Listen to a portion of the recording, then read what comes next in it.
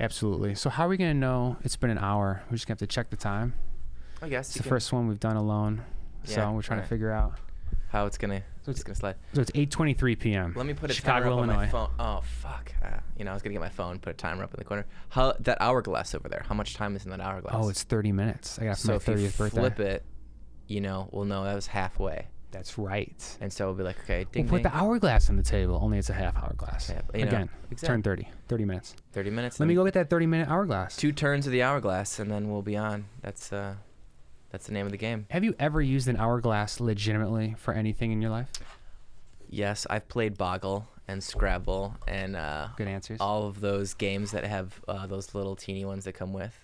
Though what I'm really curious is how do they know that it's like that much time? You know what I mean? Like I guess they count the grains. Yeah, they weigh the sand. I don't know. Yeah, right. They do something. I would love to know the initial like how to make an hourglass, right? It's such a glass blowing. Sure. And then glass shattering to make the sand. But like how tight do you need to make this in here so it's like only one grain is able to go through and that's like a second? How do they different? Like if it's a thicker thing, but you have this much sand, like how do you determine, There's got to be science to make an hourglass. I feel like they have a metal rod that they have to stick through. It's a certain diameter. And based on the diameter, that's how many, grains of sand can fall through at a single moment. So it has to be a pretty small rod, no doubt about it. A needle. Some might say it's a needle. But it's a useful needle. I mean, just because it's a small needle doesn't mean it's not like okay. Do you feel like there was always the one person in a group that would call out that the sand was done through the timer, like when you're playing those games? Like, got it, done. Who, like, is it always the same person? Okay, here we go, half an hour. Right, it's the eager. Here, put your hand on it. Put your hand on it. Great. Fantastic. It's the best. I'm just like looking at you, waiting like, ooh, okay, right. Interesting. And also, I feel like occasionally we should look into the cameras that are present just to acknowledge the fact that they're there, because like. It bothers me when people stare into cameras, but it also bothers me when there's cameras present and then they never acknowledge them. Oh, how could you not though? Because then it's like they're acting then too. Yeah, you're right. Right. I mean, they're just like, I'm just talking. This is me with coffee with friend. This is just a simulation. No, it's real. There's real.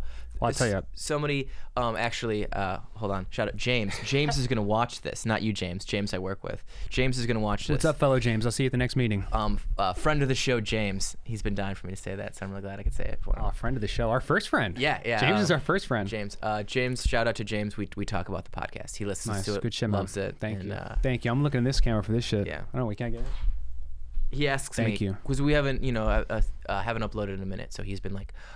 Next one. When you get the next one, and it's funny having a viewer, a listener. I say thank you to our listener. It's insane. Yeah. Someone at work asked me today, like, oh yeah, what is it? I'll check it out, whatever. I actually, up to that point when people asked me, I gave it out, but this is the first person just at work to like let that out, let that cat out of the bag. Yeah, it's different. So you've been out at work. Yeah, totally. Your podcast out at work. Yeah.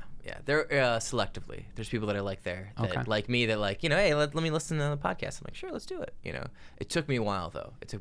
I wasn't really eager to let people see it at first. And then one person saw it and was like, it's pretty okay. And I was like, I'll take okay. Yeah.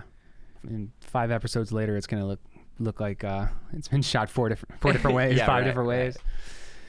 Yeah, we're figuring it out. It was okay. Maybe now I don't know. Maybe we're not figuring it out. I don't know. We'll see. All I know is we got an hourglass. Half hourglass, pretty amazing. We're actually using one of these. We're going to do a personality test on air here to see who's the one of us that's more likely to say, done, the timer's out, stop writing. No, it probably won't be me. But now that I say it won't be me, I'm going to look at it and be like, oh, it's flip it. It's going to be me. It's gonna be me. Half hourglass. I'm very excited about that. It's a good thing to look at the time now that it's 2020, apparently. Right. Now that it's been a million years. Weird, right? Yeah, this is going to date this a little bit, but hey, it just turned 2020 here. Imagine how you felt 2017, 2018, 2019. 2020, that lands. Sounds good? I was waiting for our jetpacks, like 2020, everyone lined up. Here's your jetpacks. You're in the future now. You're in science fiction land. Here's your jetpack. Next. Welcome. Hey, what's up? They honestly do have those jetpacks that use like water, like they're like water cannons They're very interesting. That blast out of your wrists. Have you seen the France had that guy come out, and it was a hoverboard guy, right? And he was on the hoverboard with the big giant gun, and he was like for their big parade, and you were like, oh wow, that's very Iron Man-esque, right? Yeah, I mean, hard not to take notes from that. Let's set the standard, right? The iron suit, or so I'm told. This is uncharted territories for me, basically. Really? Yeah. Oh yeah, totally. So they do the for maybe it's Bastille Day, I can't remember, but the military parade in France last year, they touted out a guy who was on a giant, like, literal hoverboard that was like flying in the air, right? And he had a big gun, and it was like, this is like the troop of the future, and he like came down, was like on the hoverboard, and everyone's like, not bad.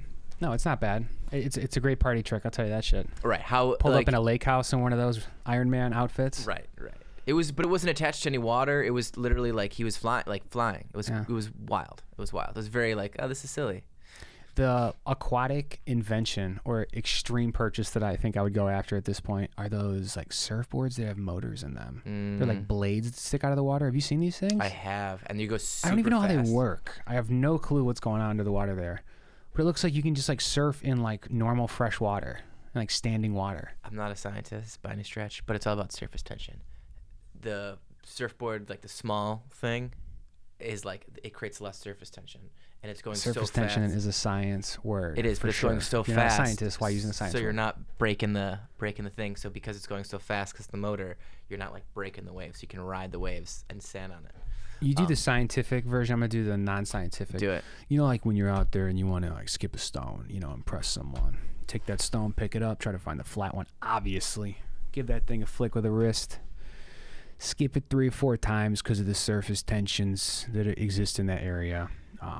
Make sure you're trying to skip. I would really love a guy with an accent like that. That's a very big scientist. Like, yeah, let me tell you about thermodynamics. The thermodynamics of this situation, absolutely. You know. Absolutely. Escape velocity is determined by, and you're just like, I can't take this guy seriously. Mm-hmm. You know, I want to. He's saying very intelligent things, but. Yeah, anytime I think you hear an accent that you have to think about, and that's any language, you know, from whatever language you originally speak, hearing someone else's accent in your language or whatever, it's just something that you have to think about in some way. I went to Ireland, and people heard my accent, and they were very interested in it. I went to a hypnotist in Ireland, and they hypnotized me.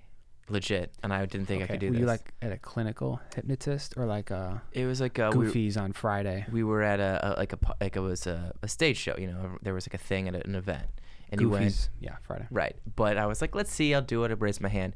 Totally got hypnotized, right? And one of the things, the guy was like, you know, where are you from? And I didn't say Chicago. I was like, I'm from Illinois. And I remember thinking, why did you say Illinois? Like, it was a weird, like, I felt weird. So he goes, okay, so you be, and everyone didn't know where the fuck Illinois was because they're all in Ireland. Like, like if you said Chicago, they might have known. That's funny, yeah. So anyways, the guy figured out I was American. He's like, so give me your best impression of an American general. So I literally am just like. General? Like a general, right? Weird. So I'm like, you maggot, you know, you get in line private, and I'm doing the whole thing, right? It's pretty good. And these people are like, he sounds like an American general, you know, because they didn't know where Illinois was, so they assumed it was somewhere, you know, somewhere they just didn't hear of, not America. So when I did this accent, they were like, so afterwards, you know, there was a couple of more ridiculous things, but afterwards, a couple of people, I'm like, skipping, yada, yada, yada. You did an amazing American general. And I was like, well, yeah, I'm from America. You sound like you're from America. I was like, yeah, I'm from America. Like, it wasn't coming across. I'm from Illinois, America. What are you getting confused about this? Is this not coming across Illinois, perfectly? America. But, yeah. That's tough. Yeah. It's a tough one. I was actually at a stand-up comedy show in Ireland. Interesting. I got engaged by a comedian. I was sitting, like, in the front row with my sister. And the guy, and like, we're on these, like, lounge seats. It's like in this weird area of a hotel or like a hostel, where you, like, rather. Like, relax, like... Yeah, like relaxing kind of. Exactly. There was like couches almost at a hostel, and they did stand up in front of the couches. We were like on one of these couches. Dude starts coming up to me like he's gonna give me a lap dance or something. Just like I'm the butt of the joke or whatever. Sure. Oh, you know, he's just using me as a ploy in his comedic device. You're a prop. Which, you know, good for him. So, but he wasn't ready. I bounced back with a little something. I sat down lower and like spread my legs a little bit, like got down confidently. You know, as he got close to me, just to freak him out a little, or like, you know. And it was amazing. He like ran. He like ran away from me, like reacted like, whoa. This guy, right, did not expect this guy to be down with this, right? Yeah, normally people are like, oh God, I didn't want a lap dance. He's like, give me that shit, boy. Ooh, you know? I didn't do much. I wasn't gyrating or anything. I just adjusted. You bit your lip and you thrust your fucking. Well, what he said was like, I didn't expect him to be so confident. Like, I was like, wow, whoa. I'm from America, you motherfucker. Yeah. We won 2 world wars. Who you are? I'm from Illinois. I don't know if you were aware of that or not. I'm actually glad we talked about Chicago, Illinois, because we haven't talked about location much in the times we've talked. Oh. Right? I tried to say at the beginning of this too, live from Chicago. Live from Chicago. Yeah, you're right. We really haven't. We've kept it nondescript. Also, if you upload something that's unedited, like an hour after it happened, can you say like live from Chicago? Like this podcast, even if it aired real time on YouTube or Facebook Live? It was live, so I mean, I feel like anything that you record unedited for long periods of time is live. Okay, here's how I'm gonna trap you. 1 week later, I record these on Friday, release them the next Friday. Can it be like live from a week ago? And we're talking about like normal shit, like 2020 and Trump blowing up Iran. Yeah, we try to stay somewhat topical. World War III coming at you live. Actually, what's your preference in podcasting for staying topical or talking about what's interesting, relevant now versus things that really matter? I like the game that we're playing. Like, we touch on some topical things, but we try to keep it like, you know what I mean? I think though at certain times, like you naturally, things are big and you want to talk about them. Yeah. And so when you're doing a podcast, that happens and you talk about them. Christmas podcast, great example, right? Like we ended up talking a lot about the tribute because it was topical, it was fun, we want to talk about it. In a way, this is a new year. We're saying 2020, kind of the same story. Right. It's going to keep happening. Yeah. So, you know, I think when there's big events like that are worth talking about, you know, yeah, why not? You know, we don't need to be. It's big enough. Right. It's not in like news all the time, right? Like 4 or 5 months ago, we're going to be like, oh yeah, remember when he fucking did that thing? Like that started World War III, and we talked about it, right? You know, I feel like it's a big enough news event. Yeah. And even I'm not done even with that. taking So that. you're like giving a threshold theory. So as long as it meets a certain threshold of interest, of intrigue, of weight, Exactly. consequence, then we got to get on with it. We got to talk about it. Exactly. That Some makes sense to me. celebrity shit that I don't care about that won't matter no, right? Like no, but So we can't do gossip talk? I mean, we can. We can. This isn't going to become a gossip Listen, show? Hey, to be honest, my family loves gossip talk. I like love the tea. Esquire, Who doesn't Star, love tea? Oh man. Every magazine, People, the tabloids too. National Examiner, National Enquirer. Right, Enquirer. Anyway, so many. There's so many tracking them. Not really a subject I want to get on, but speaking of tabloid, I think it's super interesting. What is it? Prince Harry and Meghan Markle, and they're feuding with the tabloids now, and that whole situation, right? Aren't they always though? Right, but it's getting different now. I don't know. It's like this direct attack. So she's like, I'm being attacked. They're saying lies about me. They're like going after her father. She's just under such scrutiny, and she can't handle it. But being like a royal, that's what happens. The British tabloids are like the worst, right? Didn't like Murdoch go incredible? Right. Fox News is a direct result of British tabloids. Yeah, come right? on. Like that is the baby of British tabloids. Is American, planting poison seeds. Yeah. Insidious, insane things. Just saying it, slinging it. I'm not sure if that Meghan Markle is a topical thing that we don't need to talk about. That would be something. I don't even know about it, so it's not strong enough to reach my purview. Right. Like I've seen it, maybe a headline. Trump killing a main general in Iran. Much bigger deal. Worth talking about. Yeah, big deal. Of consequence. Marijuana becoming recreational on big January deal. 1st in 2020, the state of Chicago, Illinois. Yeah, that's right. Back to Chicago, Illinois. Good way to That's a bring big up the deal. That's location. something worth talking about. Dude, we should do a regional episode. This is just Chicago, just Illinois. What if one year we just take this around and just go and just do like a 4 or 5 week trip and just go to different places and record? That would be pretty cool. I don't know. Do you think you get much mojo from like recording from San Antonio, Texas, like live from Texas? I think the journey, we would have new interesting things to talk about, right? On the journey. That rest stop we were at, like dicey situations, and then we do a visual documentary with you, and then you have the podcast, and it's just this whole audio visual like journey that is documented very thoroughly. I like the idea of trying to whip something up, trying to make lemonade in a way. I'd be hesitant because I think the travel thing is like the thing, which is going on a voyage. That is the trip. Oh man, you wouldn't want to document it and recording it? No, I don't know. Yeah, I would want that to be done right. You know. Well, you set it up beforehand, right? You plan the trip, right? So here's where we're gonna go. This is the equipment we're gonna bring. This is the standard of like audio-visual equipment we'll have to record all of our stuff, and you have to we'd have to segment it, right? So our podcasting equipment is this. Our just daily audio or what do you call it? Journals. Our daily journals are gonna be this style. You know, like you could literally set everything up so everything. Here's what we're gonna do. We're gonna do these trips. Okay. We're gonna do it in a way that has not been done before, though. Let's go. We are gonna take like a 2-week trip a year. You know, all expenses paid. By that I mean there's gonna be a severe small allowance on what you're allowed to eat and drink on this 2-week voyage. So everyone's gonna be a little agitated, a little wound up. You know, just like right on the razor's edge. Like I could use a few more carbs, but I'm gonna be okay because I got this pack of raisins at 3 p.m. No, but then we're gonna record all this shit 2-week period, and we come home. Edit it down to a minute. We're going to take the best minute from those 2 weeks. Take this coal and just this diamond, this minute of just magic. Yeah. I mean, you're just purely trying to compress it down. Just all this B-roll, travel, bullshit footage, you know? Eventually you stop even taking the footage of like you on the road, like the side of the road, the signs whipping by. Hey, right, I love it. And you just are taking drunk videos because you know that's what's getting the airtime. I hope by the end of it you're like, they're not gonna fucking care about passing Alabama state line, you know, some shit like that. Yeah, that is hilarious because we've seen all of the driving travelogue bullshit. But right? The thing is, occasionally regional stuff would work its way in, like maybe one of the videos from Arizona. Although we don't get the side of the road desert shot when we're driving. It's like me hitting a cactus with a shovel. You drunk, in that high, style, passed out in like the four corners. You know, it's like those just states. Like you know. Yeah. And like somebody brooming you away. You know. Yeah. Incapacitated in 4 states. Right. That's interesting, fun stuff. Right. But I want like 3 frames of that in the minute of the diamond. Right. 3 frames of you passed out. You know. I do want to make videos like that though, where you take an extreme amount of stuff and just. Compress it. Yeah, just be ruthless with your editing because I'm actually pretty bad about editing, which is great about this medium. I don't have to touch any of these. Don't do nothing. Just have to cut back and forth based on preferred ones. Editing is super hard in general, right? Yeah. Editing is super hard.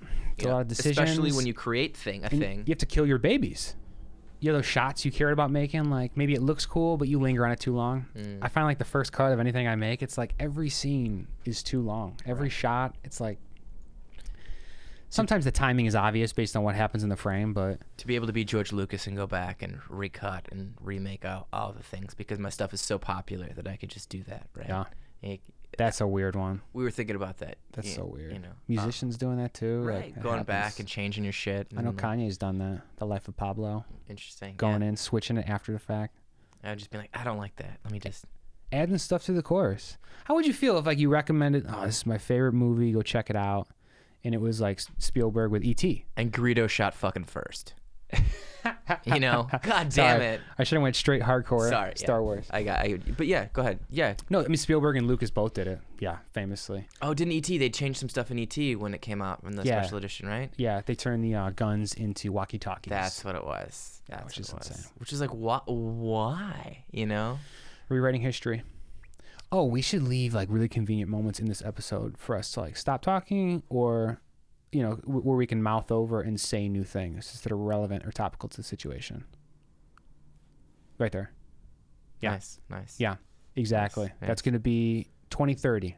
You think so? In 10 years, we'll write over that. That's a bold prediction. We'll write over that. Don't let me forget, though. No.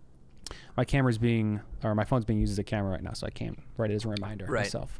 That's like the timer for the hourglass. Oh yeah, look at that! Look at that! And you know what? The hourglass changes so seldom that like you really can't focus on it. I can't seriously look at that and have it be distracting. Now, did we start the hourglass the second time around, or was that during the first iteration of this? I'm confused as to what you're talking about. So when we flipped it, was it before we had the camera snafu, or was it after and we fixed everything? After we fixed everything. Okay, good. Making sure. Yeah. Still learning these iPhones, these iPhone video cameras. Oh, you mentioned taking that road trip, recording for a long time. So the goal is also just to constantly be recording. Again, I think I've said this before even. I'm so pumped about this. Just get an intern to record every moment of your life, full HD, full audio, full video, and just chop that shit up. Literally the premise of the Between Two Ferns movie on Netflix with Zach Galifianakis, right?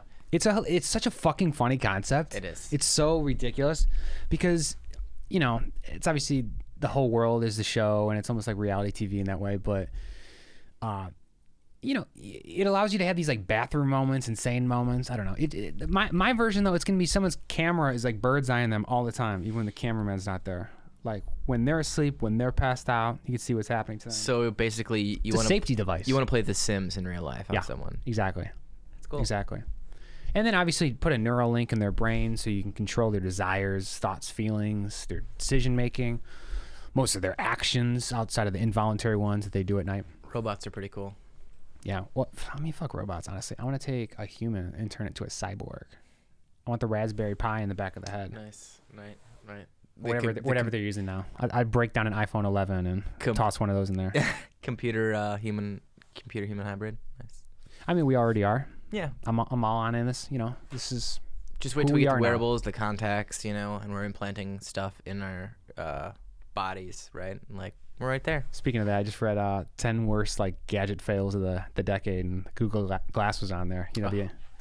I've played with that. I remember. You have, right? Yeah. Oh yeah. It's just. I have a picture of me in one, and it's super silly. And I said played with it, not like used it even. It was like purely playing. It's such a joke. It's a goof, right? It was a goof. It was like it was an experiment, right? It was like, let's see if this will work. But where the technology's not there, but let's try to push the boundaries. But Google is a company that has so much money that they could do shit like that, right? Let's just play with this thing and see what happens.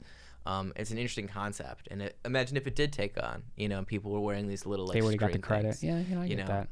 I get that. Palm Pilot. Remember Palm Pilot? Sure. Before smartphones, there was the Palm Pilot, which did a lot of things smartphones did before smartphones, right?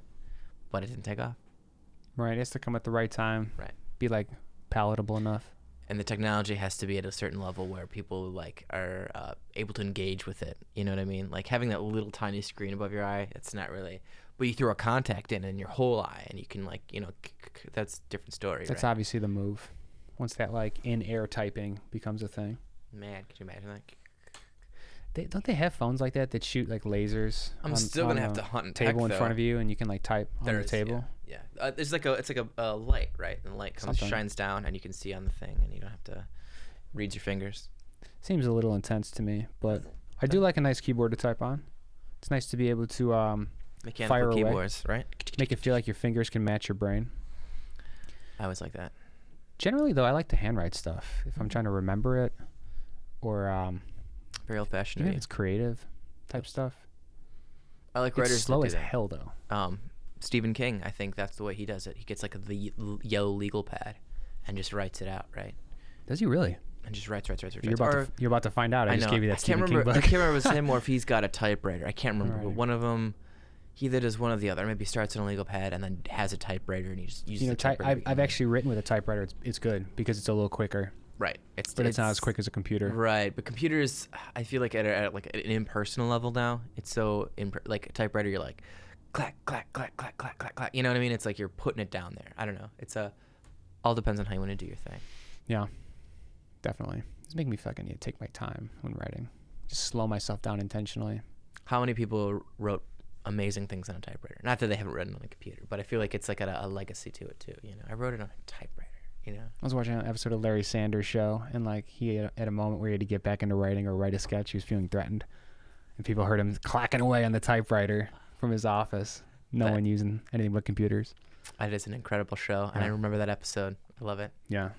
Actually, after seeing that, I kept thinking that every time I'd write on the typewriter, it almost felt like a fucking joke to me. I laughed. Clack, clack, like, this is clack, clack, clack, clack, clack, clack. Like, oh, there's James, clacking away in the other room. Hey, no, James. No one cares. No, really. But yeah, it's a funny. It's a thing. Imagine back in the day when that was a thing. Oh, you can hear him clacking away in there. That's a great joke, right? Yeah. It's an old-fashioned joke. We won't tell that joke anymore. I mean, writing had personality then. You had to make yourself be known. I mean, I play the drums, so I'm used to like making noise and people being able to hear something I'm trying to express. So typewriter is in a lot of ways very similar to that, like for writers. But there's something about that, having stakes like that, like that people can hear what you're doing. They can hear you clacking away. And mistakes are more permanent, like, you know It's what I like, mean? well, yeah, they like, just shit, heard I can't that, just you like fuck up. control alt delete, right? I gotta get the white out, you know. It's a different beast, right? A typo is a typo. It hurts because you have to like wait for the whiteout to dry or go back to finish the line. I just bought whiteout actually for my typewriter. I swear to God. That's funny. I just did. I actually always used to have whiteout because I love whiteout for many reasons, mainly because, you know, growing up bored in school and it's a thing to experiment with. Yes. But I love the foam brush kind, like the foam tip, in addition to the tiny brush, Oh yeah. like the liquid whiteout. I remember getting that the first time I saw that foam tip, and you were like, real Yeah. slow, smooth across. I did evolve at one point to the whiteout pen. Oh, okay. You just had a pen that white out. You like press the tip in. And Do you remember the tape? the tape was the final evolution, and I use the tape at work still. Really? Yeah, I do. My job. It's very smooth. Useful. Very smooth tape. Yeah, oh, it's ridiculous. I'm amazing with it. Actually, that should be my art form, is doing like paintings in tape. You're the Rembrandt of whiteout. Whiteout tape. Cool. Now that makes it sound like I fuck up a lot. That's not the case. I just love any excuse to use it. Any excuse. Oh, if there's a little, let me just, you know. Yeah. Perfect. I'll like sketch something and then use the whiteout tape to like make hashes in it. Fix it. Not really. I like when I draw. I draw with pencil because I like using my finger to like smooth out the shit stuff. Oh, it drives me nuts how it smears. I love smearing. I love the schmear.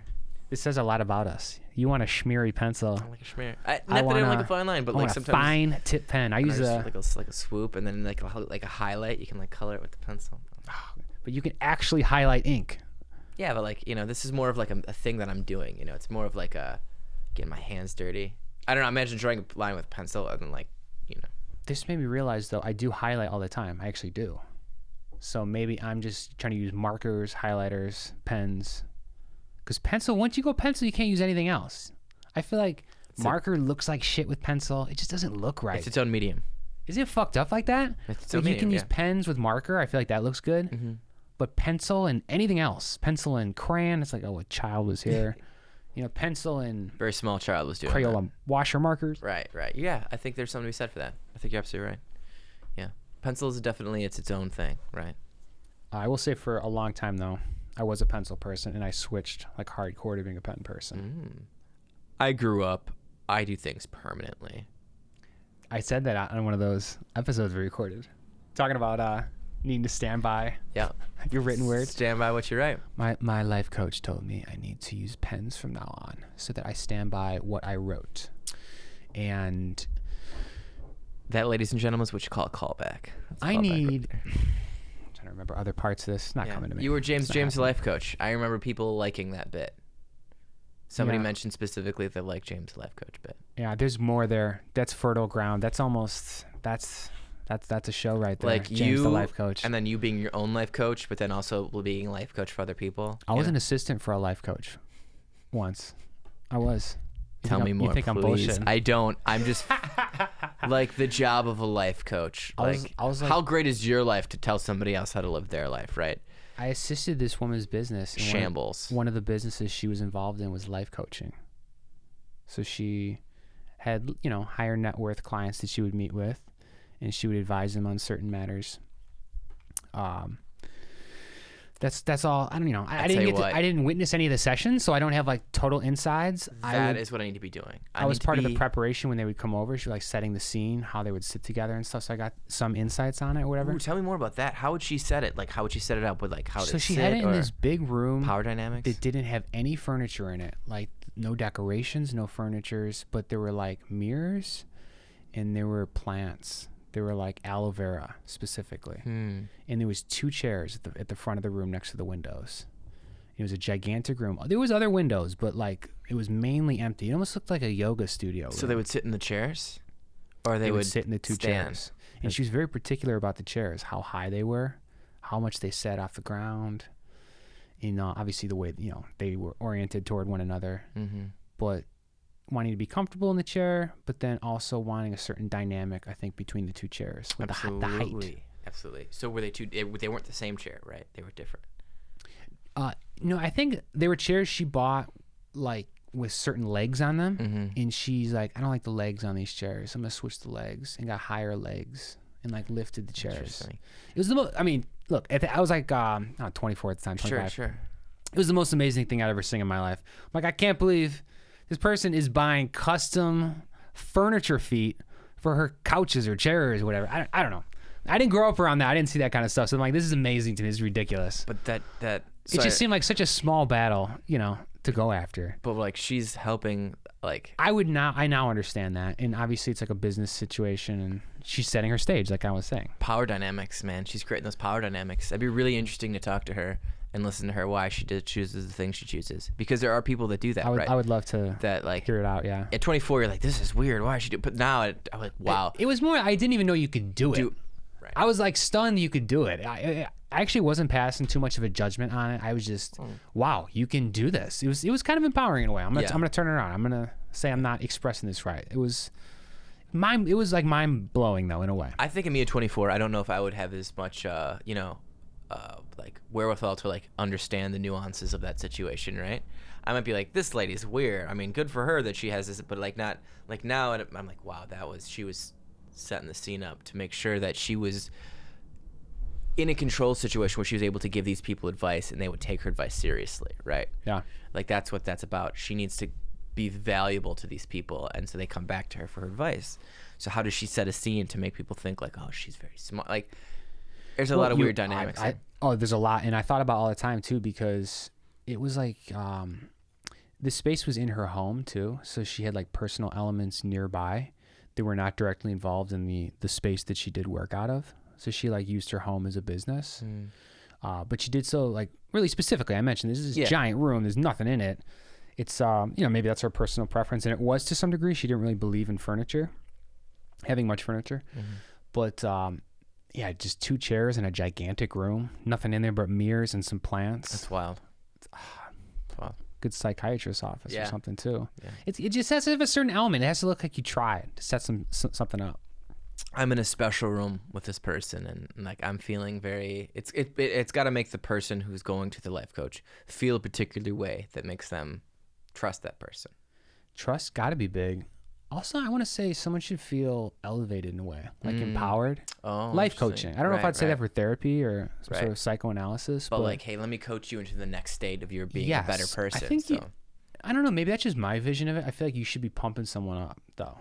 How about uncluttered so I can fill you with what you need, right? Don't look around and be cluttered with what's going on. Sit in this chair, and I will give you what you need in this room. Thinking about it now, I'm like, well, if you don't have all that shit, there's no emotional triggers in the room. You make the wrong design choice or the certain color that you repeat. Or people reading into you. People reading into your brain. This is my life coach. What are they about? Oh, exactly. Yeah, looking at that and then being judged on all your shit. Like, it's fucking amazing in some ways to have no art on your walls. And a lot of times I don't. I have like blank walls. I just have a lot of plants. I'm very similar to this woman ended up being in a lot of ways. Yeah, this was coming together. The mirrors are next. And I like that people can't like judge you on your taste, like the rugs and the art. That's that whole thing. People coming over looking at those two things, saying, "What kind of person are we talking here? Is this IKEA art or is this interesting home goods choice. art? Like what level we at?" I don't give a shit what people think of my art because it's my art. So if Do you have art up? But I don't have much. I have my basement in my dungeon. I have lots of like comic book shit up there, and I have like old comic book covers. I don't care if people like them or not. You know what I mean? Like that's mine. That's my space. I like my space. But like it's interesting that I don't want the people's opinion on yada yada yada, right? But it's like in my view. Again, that's why we're different. I want to schmear. It's like my space. So the juices, the feng shui, the feeling I feel in my space, right? Like I appreciate you being in my space, but I don't care how you feel in it. Maybe that's a little too. No, if you're sharing your space, yourself with the world, right? It doesn't have to be selfish when you're able to share yourself with someone, because it's like, hey, look, this is my opinion, this is my take on the world, or like my worldview, my space I enjoy hanging out. Someone gets to see that, then they get to experience that. It's one of the best things about getting to know someone deeply. Yes. When you have a long or a deep relationship with someone, going into their house, seeing what's going on in their digs. actually using their couch. They're maybe sitting on their bed, laying on their bed. Right. Seeing what's going on through someone's skull. Feeling how they feel, and they live in their, in their little nest. Weird aside, a friend, Steve, another friend of the pod who I've talked about. Steve, shout out. Again, he's a second shout out. He does he's like into home automation and stuff like that. Yeah, and like nice. we've talked about that. I think we did off the pod. And he goes to these really ritzy places, and he loves Snapchatting me the art of these people. And they are some of the most ridiculous things. Like when you just have like stupid money, millions to on like the wall. to like, you know what I mean, to That's have pretty crazy. people automate shit. Like you have stupid art, and some of the things that people have in their houses that they consider art are like clearly. Are they what? They're like they look like modern art bullshit or what? I've seen like weird nude drawings. I've seen weird like minimal ones, like ones that look like they took no work or something. Right. Like oh man, yeah. There's like weird like line drawings. Yeah, I've seen. I do like some of that stuff though. It's not like I'm against it. I've seen some very. It is funny though when you look at something with a million brushstrokes versus that. Right, something like basic. It's gotta hurt. He showed me some very aggressive homosexual erotic art in a bathroom one time, which was very interesting. And it's like this is in this dude's bathroom, and I was like. But it was Where very. at? It was a very. Was it hanging over the toilet? Yes, I believe it was hanging over the toilet, and it was like a, you know what I mean. It was very. I don't know. I can't remember. It was like a Renaissance painting, but it was very like. It was very interesting, but my favorite one that I saw was the statue of David. That's all I got out of it. Interesting. And right, it was interesting, but again, it was like that's a choice that they made, right, to put this art in their walls. It was it looked like a statue of David on a wall, right. And he was wearing the Superman outfit, right? Nice. Hell and yeah. the Superman outfit was highlighted in neon, right? Wow. So it was like neon highlights all around, and this S was all super, and it was all neon, and it was David just doing his like David pose. You gotta right? be fucking kidding me. And it had like it was David in his it. Superman outfit with a highlighter outline. It was wild. I love highlighter, so I obviously, I'm sympathetic a little. It was on this like exposed brick, and he was like, it was like a Banksy, you know what I mean? Like David in a Superman outfit, Make and it it had, edgier. I can't remember some Put words it on brick. it. Right. It was very, but I looked at it, and I was like, that's real, you know? It's funny, man. Somebody paid to have that installed in their funny. house, Yeah. you know? I mean, you can become an art dealer or probably have a studio or collection, a show, whatever, and you can probably get this ecosystem where people are just paying inflated prices for something you deem to be valuable. That's kind of they like normal. You. They like you art. and think you're cool, so we're gonna pay for you because you're cool and we like you. I know that happens. That's monetary judgments in art in general are crazy. I was just reading yesterday that the reason Monet is so famous is in part because this rich dude died that had some Monets, specifically because everyone else hated Monets, hated Impressionist art, him and other artists. But this rich dude loved him, and he himself was a great painter. This rich dude loved him, and then made France like post them in their museum after he died, thinking he was gonna die young. He did actually die young. So then he got these motherfuckers famous that he thought were awesome. Like he just thought these rebel Impressionist artists were amazing because the establishment at the time was like, oh, fuck those, fuck those styles. That is not, I mean, this obviously wasn't what they were speaking like. They were extremely proper These French. fucking bad They were saying, what are they doing here? I'm trying to express this in the simplest way possible. But Impressionists, who the fuck do they think they are? But basically people were really stuck up at the time, and this was like avant-garde type art. People in France stuck up? This is weird. I don't know. These dudes Shout out to you, French. These dudes ended up becoming the famous ones. But then when they did studies looking at whether people actually liked Monet versus other Impressionist painters versus ones that weren't famous, people generally like the famous people better because they've seen it before, the mirror exposure effect. And then if they show them a million versions where your brain just gets scrambled, like they just show you ones over and over continually, eventually you start picking the good ones, the actual good ones. Wow. Like you're not just picking the famous shit anymore. Like you can actually get deadened. That's very funny. That's interesting. Yeah. But they were talking about this reverberated throughout the prices of paintings throughout time. That the reason Monets are still so much more expensive, it's just because this one guy really liked him. Rich dude, position of power. He actually specifically bought paintings from those dudes when it was like their last resort too, when it was the painting no one else would buy because it was so intense, or just because it was so whatever. Even if it wasn't revolutionary, I don't know Avant-garde. Yeah, exactly. It just didn't land, and it was not critically successful. They could not get money from anyone else. So this dude would buy him. So his collection had the specifically weird ones, or yeah. That's brilliant. But I like the idea that he created a market for something. You know what I mean? And like, imagine being that on that level where you could just create a market for something. Yeah. Because they said he probably would have had billions of dollars, the equivalent of paintings on his walls in today's times. Wow. Because of how rich those paintings started to become due to him, how valuable. I have two wild thoughts that just ran through my head. One, imagine the person that was the richest person in the world based on information we have today, right? Based on like that, like he could have been the richest man in the world at the time if you, all of his art. That's a weird thought.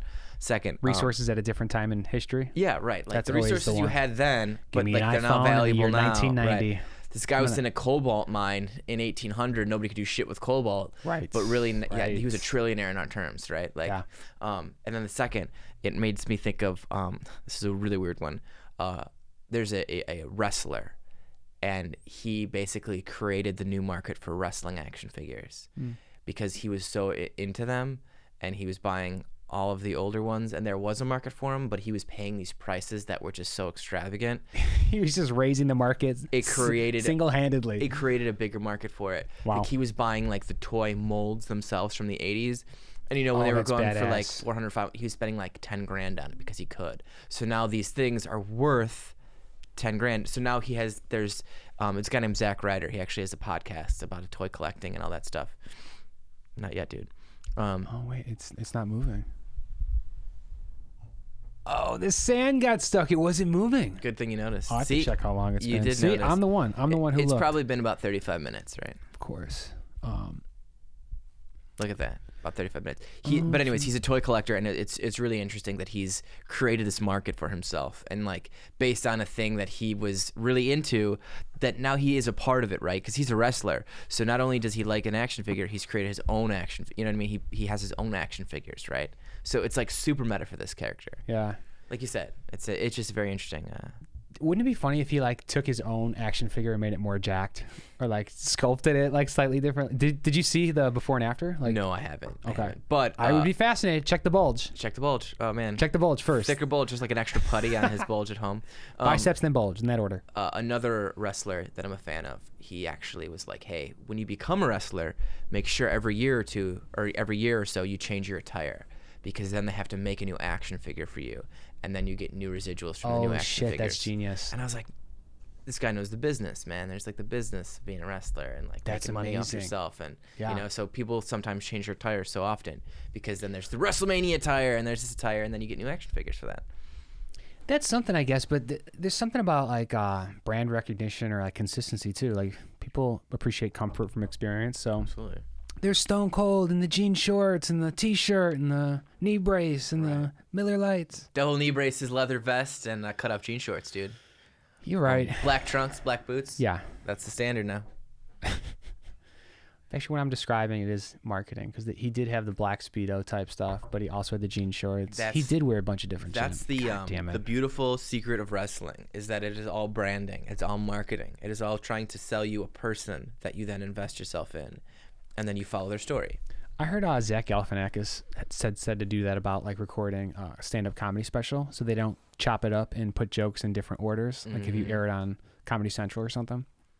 He said you'd wear like a zip-off hoodie at the beginning and slowly start zipping it off, taking it off throughout the show, so they can't switch the order for continuity. That's really great. They can't. And you don't even say it. They don't even. You don't even say it. You just do it, right? Right. And that way, because see, that's another person who's been around a business, right, and who's had to deal with shit like that. Like, oh my god, they totally cut my stuff up. That's not the order. You know, having an artistic vision and then fucking your artistic vision, right?